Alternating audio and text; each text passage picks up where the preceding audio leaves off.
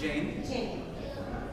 And I'm Nadia. Nadia, nice. Bonnie Bear. Okay. No, that's my name. I'm afraid. Diakonia. Names? Yeah, sure. Doug? Nice to meet you, Doug. Justin. No, my husband. By the way, Mike? Nice to meet you, Mike. Janelle. Margaret? Barbara. Not even close. I wasn't even close. There. And then Steve? Steve. Yeah. Beautiful. Let's get started. I don't know if I'm waiting for a green light to appear, red carpet to open. We're okay to start, Father? Yes. Okay, great. Okay, thank you for introducing yourselves. Like I say, COVID, an odd time to join a parish. I'm Justin, in case I haven't introduced myself. I usually come with three very loud, redheaded children who are at present staying with their grandparents. So, good to do this today. Before we start talking about the liturgical year, I thought maybe we could open with a kind of exercise, right, to get our heads sort of in the right space.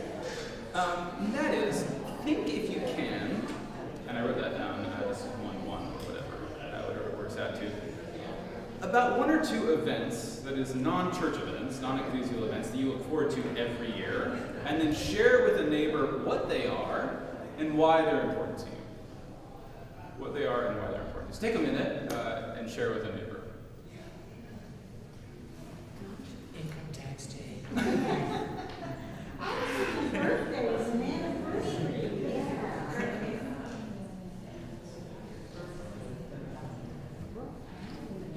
Income tax day. Yeah. Important if one wants to avoid prison.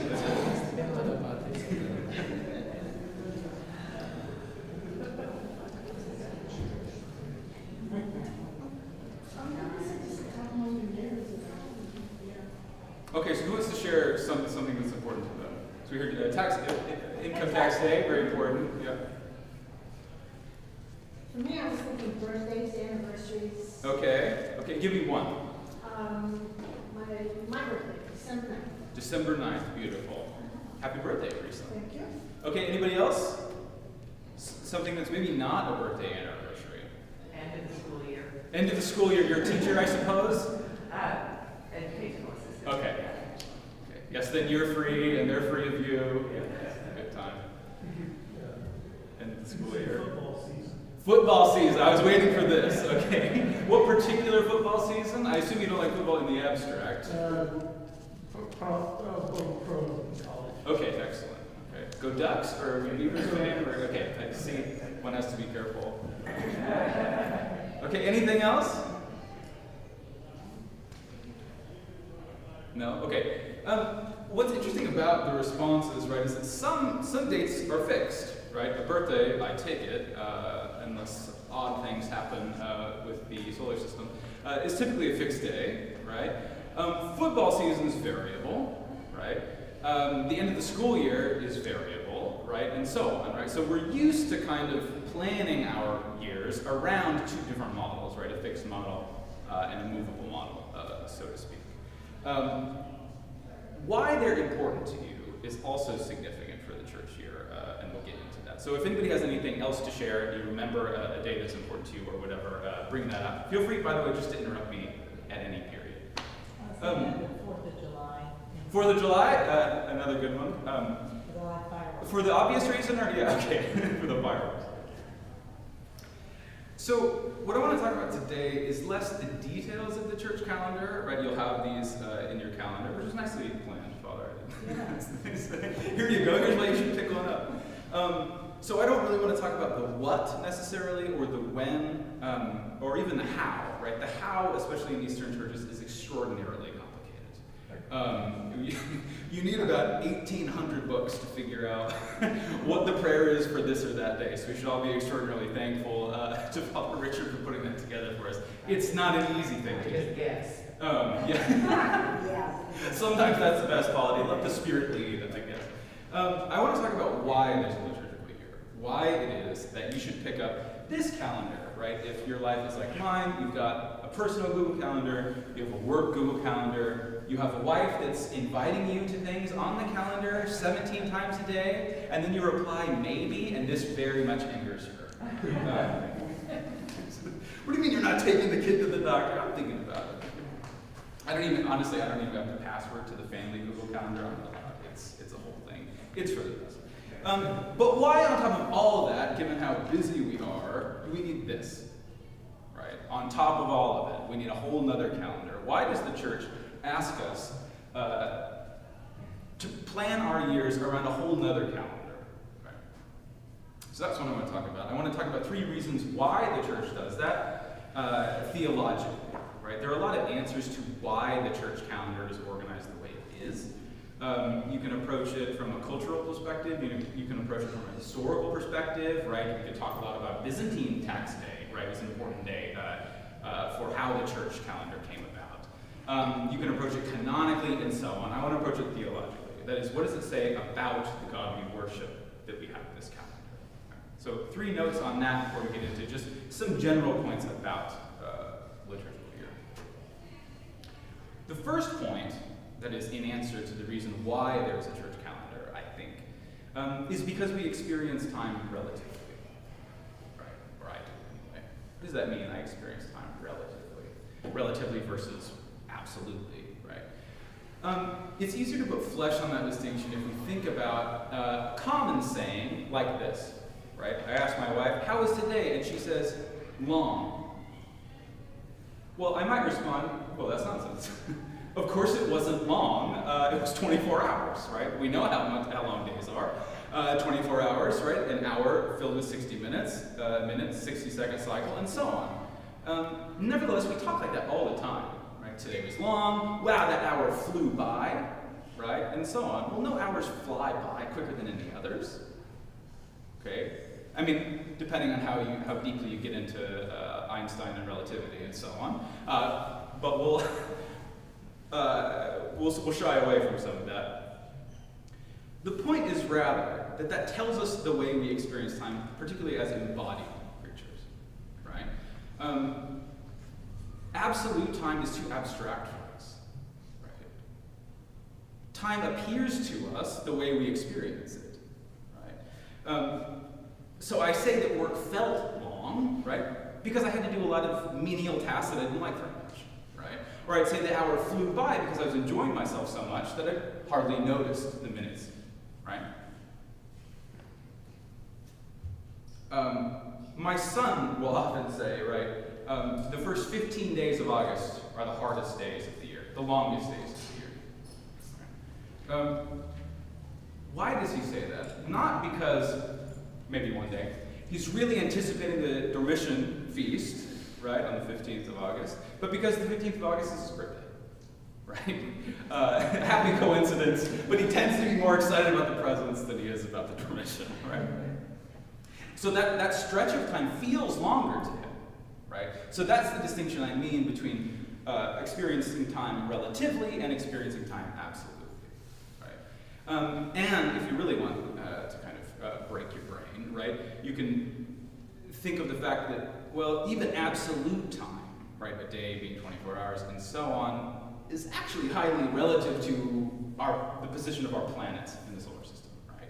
A day on Mercury, for instance, is far longer, and a year on Mercury is much shorter. And if you really never want to talk to me again, right, you'd like me to tell you that on Mercury, a day is actually longer than a year on Mercury, right? So things get odd when we get into space. But again, we're not going to talk about space. Right? The point is just that we experience time relatively. Does that make sense, everybody? Yeah, okay. Sometimes it's called a distinction between psychological time, phenomenological time, right, and chronological time. But the point is the same. So we experience time relatively. Second point. What do we experience time relative to? Well, often what we love, right? So that example that I just gave my son, right? He loves his birthday. All kids, they have one event of their year, right? Later they learn Christmas, right? But basically their year is before my birthday and after my birthday, right? That's their liturgical year, basically.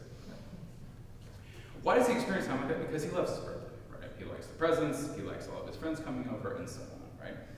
And in that way, we heard that from everybody in a sense, right? A birthday, football season, end of the school year, and so on, right? Those are things we look forward to, okay? Dread can also play into it tax day, okay? So how our relationship, right, our affective relationship to certain days shapes our experience of time, right? In this book, which is a very good book that I recommend, Olivier Clément's Transfiguring Time, Understanding Time in Light of the Orthodox Tradition, he says that time is the possibility of love, right? That is to say, love makes time experienceable, right? Without our loves, or dreads, as it were, right? Time would just tick on 1 hour after another, abstractly, until we drop dead, I guess, right? No hour would stand out, right? There would be no weight to time, right? Everything would just be flattened, and it would be impossible to experience. We just don't experience things like that as embodied creatures. So, in some way, love makes time possible, right? Or at least experienceable to us, right? Does that make sense? It's kind of an abstract point, but it's one that I think is intuitive, right? Third point on this. So why a church calendar? Why am I talking about Mercury? I'll stop talking about Mercury. Because, I think, if we experience time relatively, and we experience time relatively to our loves, right, or relative to our loves, then what the church calendar gives us is an opportunity to love in a different way, right? Something else to love, that is Christ, right? So, Christ tells us, and joins us actually in the gospel, to love the Lord your God with all your heart and soul and mind, exactly, right? Well, this sounds good in theory. I'm not that great at it. I try, right? And then you go to confession when you fail, and so on, right? But we need time for that. Again, we're embodied creatures. If you're a parent or a friend or a pastor, right? You don't love abstractly, right? I could say I love you to my children and never have anything to do with them, and it wouldn't really mean much. So love, in a way, is a kind of record of time kept. And the church knows this, right? And so the church gives us a liturgical year, right? A way to shape our time so that we can reorder our loves, right? So that one day my son might realize that why we have to go to church on his birthday, which he doesn't much like, okay? One day he could see that that's directing his love away from himself, right, and toward Christ. So the church gives us, in the liturgical year, lots of opportunities to love Christ, to redirect our lives. Right? That's not to say you can't enjoy football or you can't enjoy your birthday or any of that, but it is to say that we want to shape our lives around Christ. In Sacrosanctum Concilium, I think it's 7, but don't quote me on it. I've been wrong before, and I'm a known liar. So I think it's 7. It could be 9. It says that Christ is present to us not merely on the Eucharistic table, though of course that's true as well, but also in the liturgy, right? So often we hear, real presence, and we're Catholics, we think immediately the Eucharist. Well, that's certainly true, but Christ is also present to us in the liturgy, right? Wherever 2 or 3 are gathered in my name, right? Or, right, I will be with you until the end of the age. So there's this dominical promise. There's a promise from Christ that he will linger with us, right? And one mode, right, to be technical, one way in which Christ lingers with us is the liturgy, right? So he's present to us in the liturgy. Right? St. Maximus puts this in a really interesting way, I think, that will help help keep us grounded when we start talking about the actual liturgical year, which can get a little bit confusing. What St. Maximus says in the 7th Ambiguum is, the Logos of God, that is the Word of God, wills at all times, and in all places, right? So always and everywhere, to accomplish the mystery of his embodiment. Right? That's what God's will is for St. Maximus, is to accomplish the mystery of his embodiment. That is to be present at all times and in all places. Right? And that's the kind of ethos, right, that animates the church year, or the thinking behind the church year, is that the church year is a way in which Christ can be present to us at all times and in all places. Right? So that's the third point, is that the church gives us a liturgical year exactly to reorder our life to Christ, to make Christ present for us so that we can reorder our loves to him. Does that make sense? Yes. If it doesn't make sense, just tell me it doesn't make sense. I'll try again. Or I'll flee in shame. Yeah. Okay, good for now. So, that all sounds good, right? We have a liturgical year, it redirects our attention to Christ, it all sounds very pious and so on. Well, let's get down to brass tacks, right? What liturgical year, what church? Right? You may have noticed that there are different liturgical calendars, right? In fact, in our own eparchy, there are different liturgical calendars. The poor folks in the cathedral. So, that has a lot to do with the particular presence of Christ in our church, right? That Christ is present to our church in a distinct mode than Christ is present in other churches, right? It's not to say better or worse necessarily, but this is the way in which Christ is present in our church. So, to what church do we belong? Ukrainian Greek Catholic. Ukrainian Greek Catholic, right? Ukrainian Greek Catholic. Yeah, Jesus' church, obviously. Jesus' favorite church. The Ukrainian Greek Catholic heritage, right, comes from Constantinople, right? It comes from the Eastern Roman Empire, from the so-called Byzantine Empire, right? And so the way that Slavic Christianity developed is a development, or was a development, of the way Christianity was practiced in Constantinople, right, in the capital, right, of the empire. And when our particular church, right, that's technical language, particular church, joined communion, right, with the Roman Church, does anybody know where that was or what year it was? I promise Father no quizzes, but I'm a teacher, and so... Are you talking about after the Great Schism? Yes, after the schism, yeah. So, let's see, I should have this. That's okay, no shame. 1595, 1597, somewhere around 1596, there you go. Still winning. It was modesty, she knew, that's why she gave us it. There are actually a number of early modern unions, right, whose go around later in the 17th century and so on. But roughly speaking, 16th, 17th century is the kind of, there's a big movement of Eastern churches seeking union with Rome for a variety of political reasons and theological reasons we need to get into now.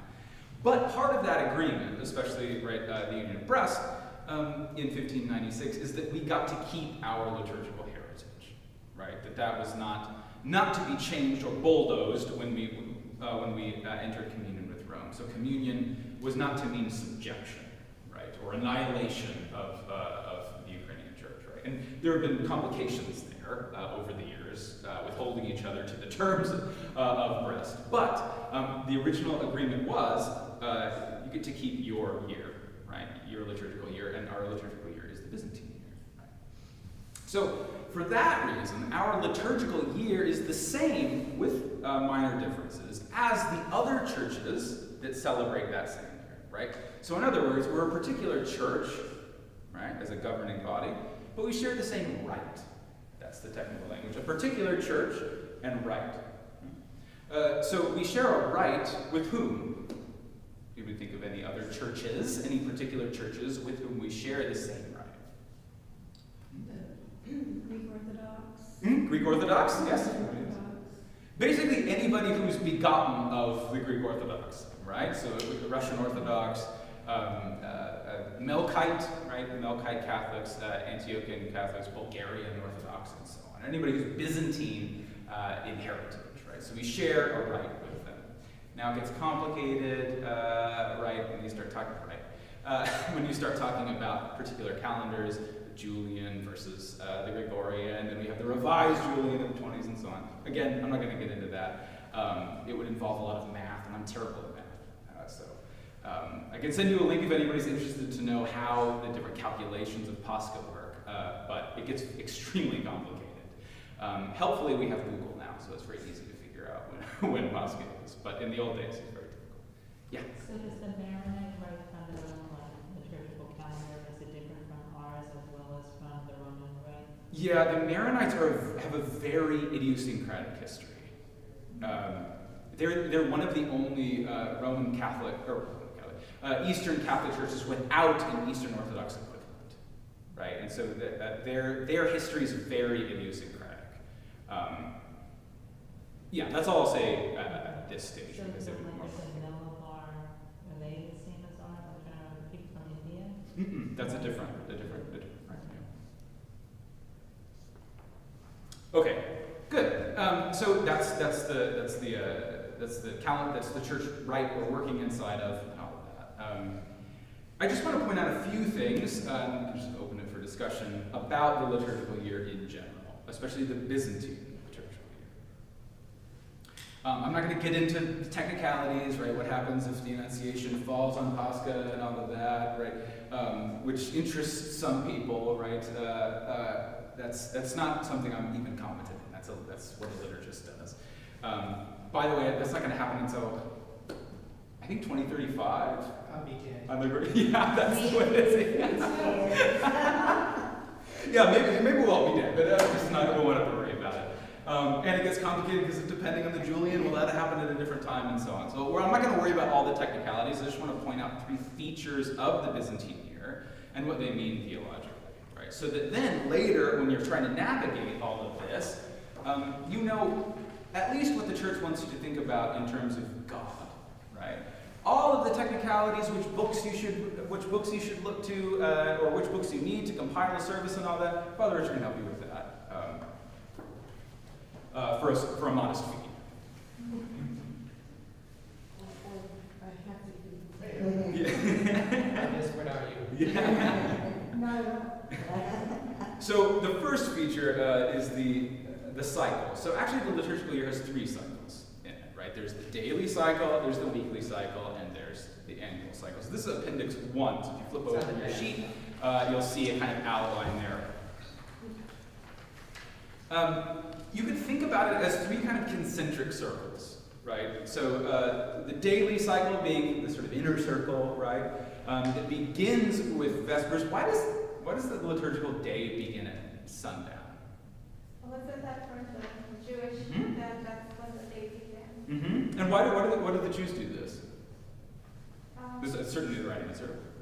Is it connected to Genesis? Mm-hmm. Exactly, right? There was evening and there was morning, right? The 3rd day and so on, right? So the day begins when the sun sets, right? Or the Jews still practice, right? Shabbat begins at sundown, right? So we borrowed this, like we borrowed much else, right? From the Jewish faith. Begins at night, begins at Vespers at sundown, and then moves through the night into Matins and so on, right? And you can see there's a kind of cycle there. Before I talk about what that cycle means, go to the next circle, right? That is the weekly cycle, right? Well, there's an internal cycle there too. What's the first day of the church week? Sunday. Yeah. Happy New Week. Technically, though, so let's apply what we just said about the day. When does Sunday begin? Sunday begins on Saturday. All very easy, right? Yeah, it begins on Saturday night, right? Vespers is the beginning of the liturgical day, right? So Vespers on Saturday is when Sunday starts at the first day of the week, and then it cycles through to Saturday, right? Which ends at, in Oregon these days, 2:30 p.m. Yeah. It's interesting, in Russian, the word for Sunday is resurrection. Yep. Mm-hmm. And they, even during the Soviet period, when they changed a lot of words to get rid of some of the religious affiliations, they never changed the word for Sunday. I always found that fascinating. Yeah, tough to shake, probably. Old habits die hard. Yeah, we'll talk about that in a second, right? Why it's called resurrection, right? And then of course the biggest concentric circle encompassing all of those is the year. Now look at the actual cycles and tell me what you notice theologically.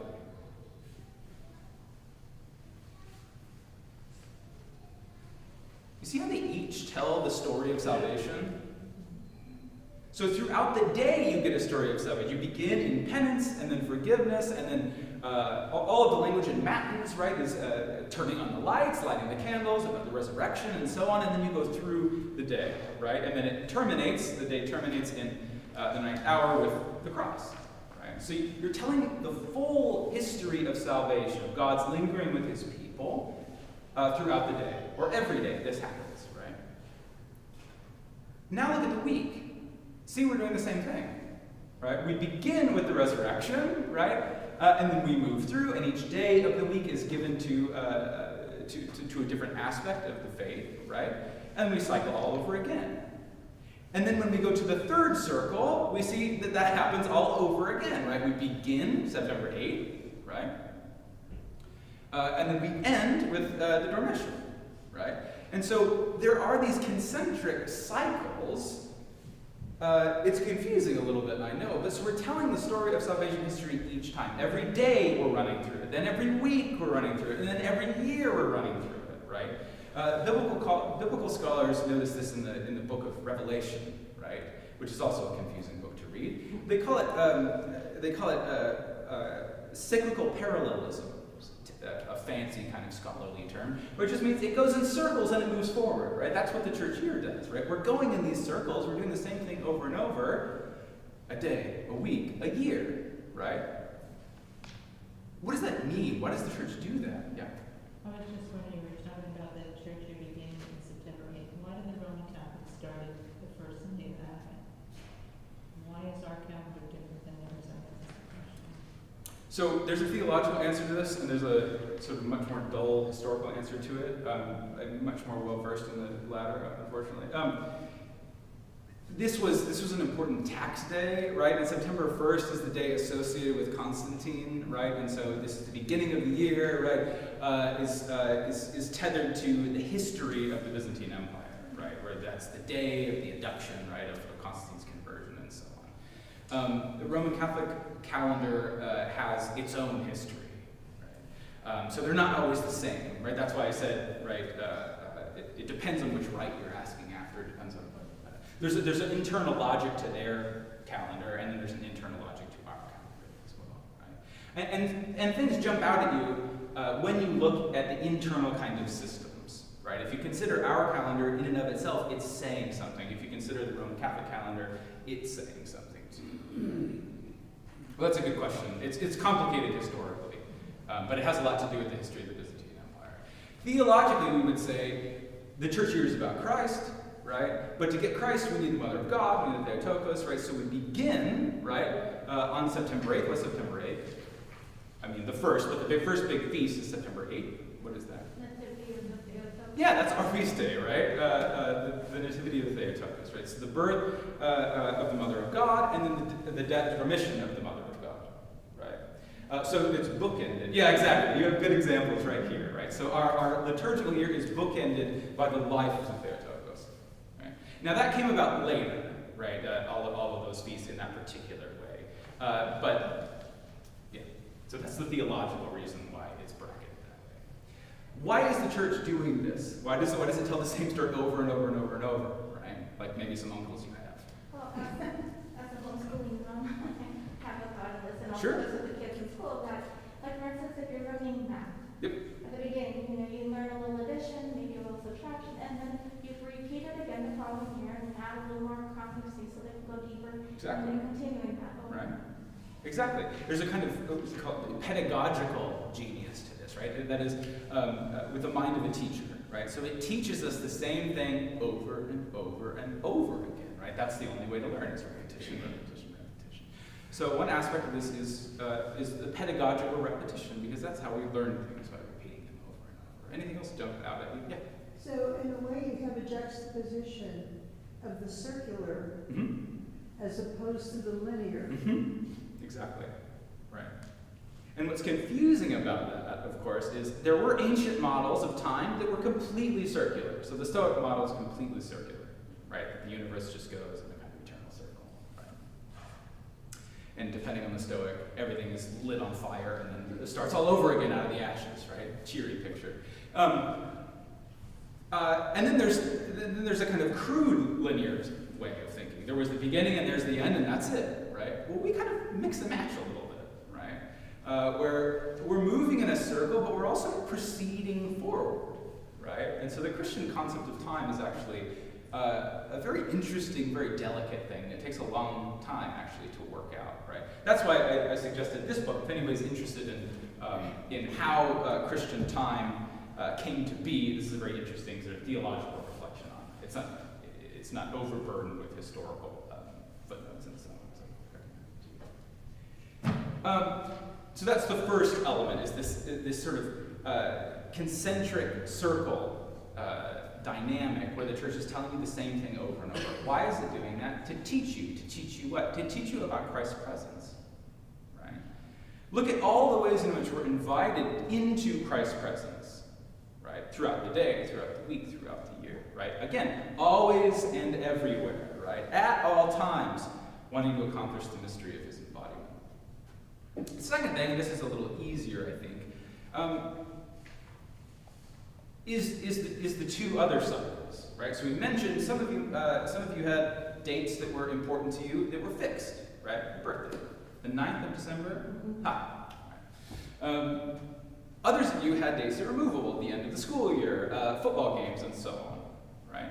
Church has the same system, right? The big movable feast is what? Yeah, exactly, Easter and Pascha. Right? And again, we're not going to get into how to calculate it. It's extraordinarily complicated. But it changes every year. Right? I would recommend, again, Googling it. Right? Or just look at your calendar. Right? That'll tell you. Okay? From Pascha, right, you get the whole Paschal cycle. So I flagged the days, some of the 12 feasts that change depending on the day of Pascha. So obviously, Palm or Flowery Sunday is going to depend on, relative to, right, the date of Pascha. So is Pentecost, and so on. So is the beginning of the Great Lent and all of that, right? So that's all going to change depending on Pascha. Why is it important theologically that it changes according to Pascha? Well, because Pascha is the Feast of Feasts, right? That's the reason we're all here, right? If he didn't rise from the dead, St. Paul says, then we're fools, right? So Christ's life matters from this side of the resurrection, right? When he rises, that's how we know, oh, he is who he said he was, right? As St. Thomas learns, right? When he sees the wounds, oh, that was really him, right? He is who he said he was, right? So we see everything then in the light of Pascha, right? If he didn't rise, who cares what day his mom was born, right? Lots of people's moms were born on lots of different days, right? So that's why the Paschal cycle changes depending on the date of Pascha, because everything else is seen in its light. Does that make sense? And then, of course, we have a fixed feast cycle. Okay, this is a little easier, right? The big date that's fixed is what? What's the other big feast you think of in the church year? Christmas. Yeah, exactly, the Nativity, right? It's the 25th, or we're getting ready to celebrate. And the Theophany, too. And the Theophany, but notice that the Nativity, which came later for the Eastern churches, right? The very early centuries of the church, you celebrated on Sundays, some people on Fridays, and you celebrated Pascha. That was the liturgical year, much easier, you don't need a calendar, right? Through time, we developed more feasts and so on, right? But the Nativity follows the same model as the Paschal model. Right? So we have Pascha. Well, we want to celebrate Pascha. Well, he resurrected. Well, that means he died, right? So now we celebrate Great Holy Friday. And then you add Lent and so on, right? And then you add Pentecost after that, right? So it builds up around the one feast. The Nativity cycle does the same thing, right? So we can skip ahead here. This is my third point. If you look at the Appendix 3, you can see how there's all this scaffolding around Nativity to draw your attention to it. So we get Theophany. Well, before we celebrated the baptism, right, he's sort of got to be born, right? And all of that, right?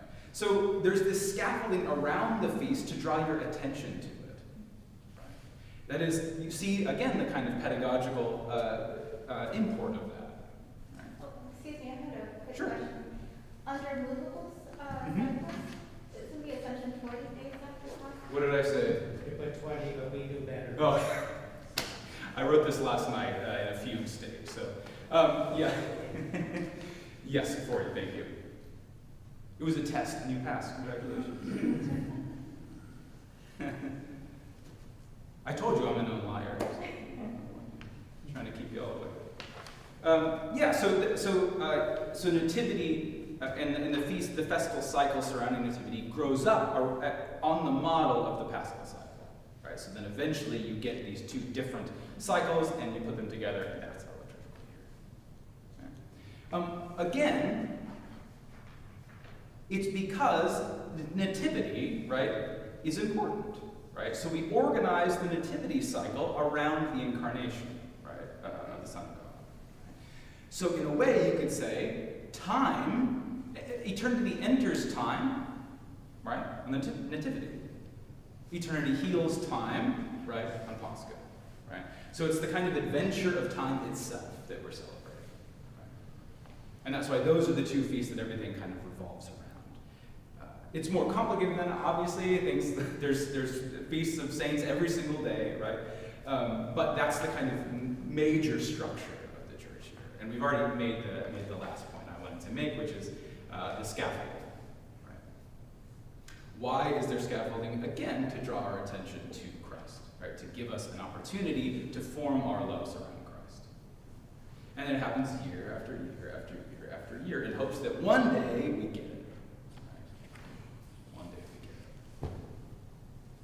Hard to resist the kind of the rash of getting all the kids' presents and so on.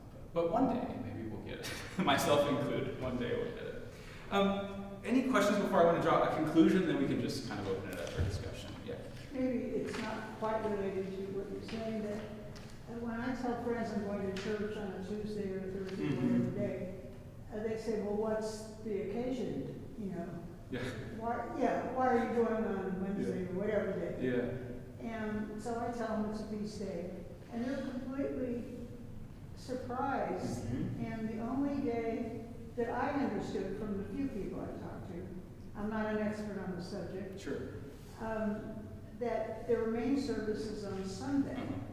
And so back to what you were saying earlier about the cycle and really kind of you're witnessing again and again through the cycles. Right. There isn't that same pedagogical approach. Yeah. Right. As far as I know. Right. Yeah. And I just found that interesting. Yeah, no, I think that's a great point. I think, as you can see with, the weekly cycle even, right, because Sunday is so closely identified with the resurrection, right, even linguistically, right, as you noted. Without the other days, right, and that's not to say you're not going to get Christianity unless you drop everything, become monastic, and celebrate all the days, right, all the hours. Now, we are lucky to go to a parish, blessed and lucky to go to a parish where the hours are offered. Right? That's not a very common thing. But you sort of miss the rest of the story, right? The resurrection is the main part of the story, to be sure, right? But, to be resurrected, you have to have died, when last I checked, right? And then you miss the rest of Jesus' life. And so I've heard people say, well, the Byzantine liturgy is so boring because it's the same thing. Well, yeah, if you only go on Sunday, it's the same thing, right? But that's only one part, right? That's like watching the last 5 minutes of the movie over and over and over again, which again, my son loves to do, okay? It drives me crazy. But so our church has a wealth of resources, right, to tell the whole story over and over and over again, right? And so you miss the other aspects of that story when you only go on Sunday. So that's a hopeful question. Not to guilt trip everybody into, or maybe Father wants me to guilt trip you. Definitely the day after Christmas, I got the memo, right? You come the day after Christmas, right? Even though it's 2 days in a row. Exactly, right? We could still do it. That's another thing that we do often after big feasts, though, is have a synaxis. That is Greek for after party, roughly translated, right? It's so important that we have a fore-feast to draw attention to, and then an after party to look back to it, right? Wow, what just happened, right? Here's a kind of concluding point. So if you draw your attention to the quotation I started off with, the quotation from Gregory of Nyssa. Can somebody read it for us? Probably very small print on yours. Apologies. The following question deserves sustained inquiry. How can that which is always present come into the world? How can that which is always present come into the world? Right? How can that which is eternally present to itself become something else? Right? That's sort of the mystery of our faith. The answer, of course, is, as always, Jesus. My seminarians try to get away with this all the time. Jesus? Well, yes, the answer is always Jesus. But how, right? How is it Jesus, right? So the answer to that question, how can what is always present show up, right? How can God in eternity show up in time? The answer to that is the incarnation, as we'll soon celebrate on the Nativity. It's the feast of the incarnation, right? But so too does the liturgical week and day, right? They too make Christ present in that way, right? We're invited into the mystery of our salvation every single day, right? We can celebrate, in other words, the incarnation and the cross and the resurrection every day, right? And then every week and then every year, right? So in that way, the church offers us little Paschas, right? And little Good Fridays, right? And little nativities all the time, right? Why? Again, to draw our attention to Christ's presence, right? Christ wills always and in all things to accomplish the mystery of his embodiment, right? So this is what it's all about, is telling the story of how God is becoming incarnate and present to us. That's why the church calendar is so complicated. That's the point of it anyway, is to make Christ present to you in as many ways as it can, right? That's what the church wants. Yeah. So it's good to keep that in mind when you approach and you look at this. Let's see if it's the same as last year, right? You see some fish some days, and some days are red, right? And there's notes for you and all of that. It can get a little bit disorienting, right? But keep in mind that that's the point, is to make Christ present to you in as many ways as the church can. Are there questions about any of that? Or the liturgical calendar in general, or anything like that? How long did it take to develop a liturgical calendar? Because there are different events in different centuries on the calendar. Right. And when was this more or less finalized?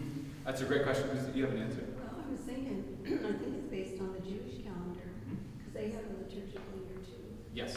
You have like corresponding Pentecost to them. You know, there's lots of things. Passover, yeah. The Passover, it's all. So I think it comes from the. Yes, exactly. So the basis for our liturgical calendar comes from the Jewish calendar, right? Early, you can hear the linguistic resonances between Passover, Pesach, and Pascha. Right? And in certain circles, early Christians insisted that they were celebrated the same day, right? Because the Gospel of John suggests that they were celebrated the same day. So certain communities that were insistent that it had to be on the day of Passover. In answer to the question of when it was solidified, it's still not technically, right? We can add feasts, right? Not all Byzantine churches celebrate, say, Guadalupe like we do, right? Well, that's something that came about later, and it's a Western devotion that became important, right? Especially in the diaspora, and then it kind of flows from bottom up. Right, and so there are folks in Ukraine that celebrate Guadalupe, right? And that's a beautiful thing. So we don't want it necessarily to be closed and to be finished, right? We might get a new saint, we might get new doctors of the church, and so on, and then we want to make room for them to be included in the church calendar. Why? Because that's another instance in which Christ can be present to us. That's the easy answer. The more complicated answer is it takes a very long time. Mostly between the 9th and the 14th centuries on the Byzantine calendar is when the major developments happen. Any other questions? I don't want to take everybody's Sunday. It's a resurrection day, and I keep talking, and it feels like a crucifixion day.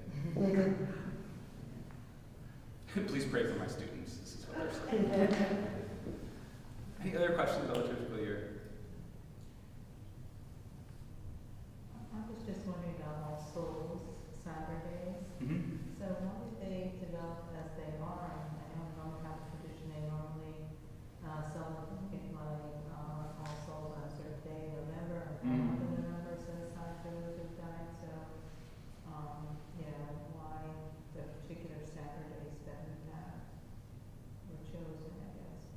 why in the Roman Catholic? Well, why in the Byzantine Church do we have them, set the way they are? They seem like they're their own calendar or something like that. Mm-hmm. You mean why are all of our saints scattered about, and then they had just an easy November 1st? Also Saturdays. Yeah. There's like 5 of them or something like that. Yeah. So why were they set the way they are, I guess? I mean, in the liturgical calendar it seems like something different. I don't know. Maybe it isn't. Yeah, I don't know the history of that particular celebration. I mean, I gather there's Celtic roots behind the Feast of All Souls and all of that. Do you know the answer to that, Brother? No, but I would say this about the 5 Saturdays, they're centered on Lent, right? One is before, 4 are during, and then 1 is Pentecost. So the emphasis is on extra prayer and fasting and that during the Lenten season, and that's why those All Souls Days are centered around Lent. And I think the All Souls thing is a totally different idea altogether, of course, and it's just one day. Right. In Our principle, souls need more prayers. in principle, the Byzantine sort of posture is more is more. I was thinking too, just because my son Ben took a freshman Byzantine class through our curriculum. Oh, okay. One of the things they mentioned was the focus on Saturday. Yeah. You devoted for those who have died, Mhm. and that's the day that those All Souls Days are too. Right, exactly. Right. So that's another good example of the kind of concentric circles. We better close, I know some people need to go. We might have another time later, maybe in January, and go further into some other aspects that Justin didn't cover today. Thanks so much. Thank you. Thanks for hanging out.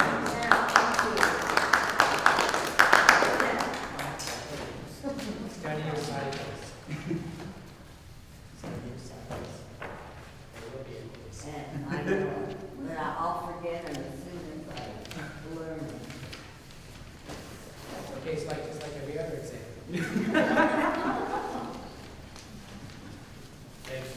Thank you.